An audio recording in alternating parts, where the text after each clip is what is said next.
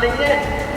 Motorcycle के puncture की दुकान खोल लेना, जिससे कम से कम अपनी जीवन यापन चलता है। ये मध्य प्रदेश के गुना से विधायक पन्नालाल शाक्य हैं।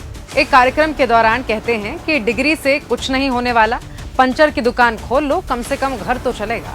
जब पन्नालाल शाक्य ये कह रहे थे तब उसी मंच पर देश के गृह मंत्री अमित शाह भी विराजमान थे, लेकिन उन्होंने भी ऐसा कहने पर ना तो आपत्ति जताई, ना ही उन्हें रोका।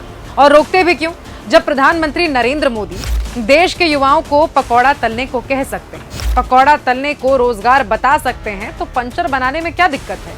इसमें क्या गलती है? मोदी सरकार के हिसाब से तो ये भी रोजगार ही है। अगर आपके GTV स्टूडियो के बाहर कोई पकौड़े बेचता है और शाम को 200 रुपया कमा करके घर जाता है, उस व्यक्ति को आप रोजगार मानोगे कि नहीं मानोगे? युवाओं पर मोदी सरकार के इसी रवैये ने देश के लाखों छात्रों का भविष्य अंधकार में डाल दिया है। न पढ़ाई है, न कमाई है, न रोजगार है। स्थिति ये है कि आज पढ़ा लिखा युवा एक नौकरी की तलाश में दर दर की ठोकरें खा रहा है, शहर दर शहर घूम रहा है। ना ग्रेजुएशन की डिग्री काम आ रही है, ना मास्टर्स की। अंत में थक कर उबर ड्राइवर, डिलीवरी बॉयज या फिर ठेला लगाने पर मजबूर हो रहा है।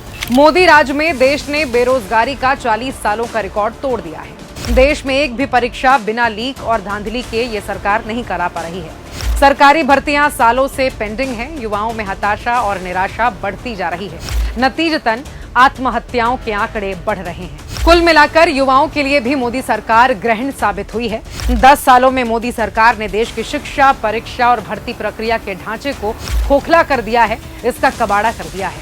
और याद रखिएगा, मोदी जी ने इसे अभी ट्रेलर बताया था, यानी आने वाले 5 सालों में युवाओं को इससे भी ज्यादा मुश्किलों का सामना करना पड़ेगा। ऐसे में देश का युवा तो अब बस भगवान भरोसे ही है।